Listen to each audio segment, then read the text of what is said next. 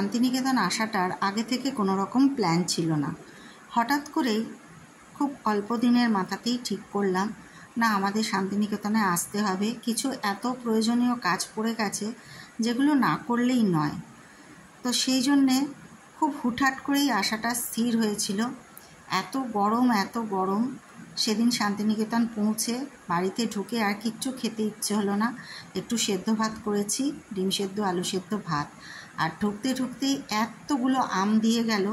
আমরা যে বাড়িটায় ভাড়া থাকি সেই বাড়ির মালকিন মানে বৌদি, এত ভালোবাসে বৌদি আর দাদা আমাদের। আর এই ছুরিটা দেখো, এই পিলার আর ছুরিটা আমার মেয়ে কিনে দিয়েছে এবারে অ্যামাজন থেকে। ভীষণ ধার আর ভীষণ ভালো কাটে। আমি দুপুরবেলার খাওয়া দাওয়া মেটার পর একটু শুয়ে নিয়েই বিকেলবেলায় বসে গেছি একটু রান্না করতে। আসার পথে একটু চিকেন কিনে এনেছিলাম আর একটু সবজি, চাল যা লাগে আমাদের এখানে নামতেই। আর এই লাউটাও দিয়ে গেছে বৌদি, বাড়ির গাছের লাউ আর কি।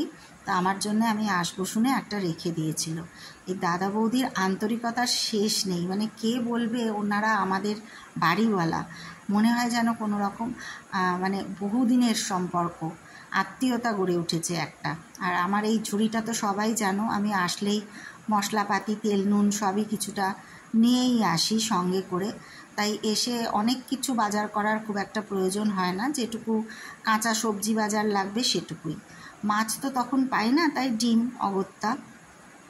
তো যাই হোক, দুপুরটা ডিম দিয়ে চালিয়ে দিয়েছি, রাত্রিরে একটু পাতলা করে চিকেনের ঝোল ভাত করব, ব্যাস। দুটোই প্রেশারে করব। আগে থেকেই চিকেনটা একটু ম্যারিনেট করে রেখেছি দই দিয়ে চিকেনটা ম্যারিনেট করলে চিকেনটা নরমও হয় আর কোনো রকম গন্ধও থাকে না। আর ভাতের চালও ভিজিয়ে রেখেছি।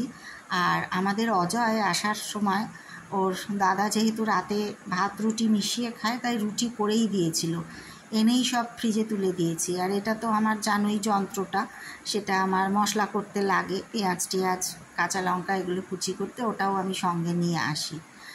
তো রুটি আছে ফ্রিজে, সেটা বার করে একটু গরম করব, একটু ঘি দিয়ে গরম করে দেব, তাহলে খেতে ভালো লাগবে।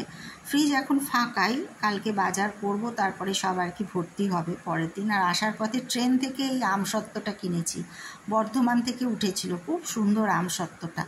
একটু চাটনি করব, আমাদের আজকে সেরকম কিছু রান্নাবাড়ি নেই তো সেই কারণে একটু চিকেনের ঝোল আর ভাত, তার সাথে একটু টমেটোর চাটনি করলে ভালো লাগবে। বাবার শরীরটা খুবই খারাপ, গত 1 মাস ধরে বাবা প্রায় হাঁটাচলা করতে পারছে না। বাবার 2বার করোনা হয়ে যাওয়ার পর কোমরের পর থেকে একেবারেই অকেজোই বলা যায়, সামান্যই আর কি নিজের ফ্ল্যাটের মধ্যে হাঁটাচলা করে। আমার বাড়িতেও দীর্ঘদিন আসতে পারে না মা, মানে বাবার জন্যে মাও আসতে পারে না। কিন্তু ইদানিং যেটা হয়েছে, করোনার পর থেকে বাবার একটা প্যানিক হয়ে গেছে। ঠান্ডা লাগলেই বাবার একটা প্যানিক তৈরি হয়ে যায়, আর সেই প্যানিক অ্যাটাকের জন্যে বাবার কোমর থেকে যেটুকু হাঁটাচলা করে ঘরের মধ্যে সেটুকুও আর করতে পারে না, একদমই শোয়া হয়ে যায় বিছানায়। মাকেই সব করে দিতে হয়, মা একা হাতেই সব সামলায়, কারণ নার্স বা আয়ার হাতে বাবা করবে না, পুরনো দিনের লোক তো।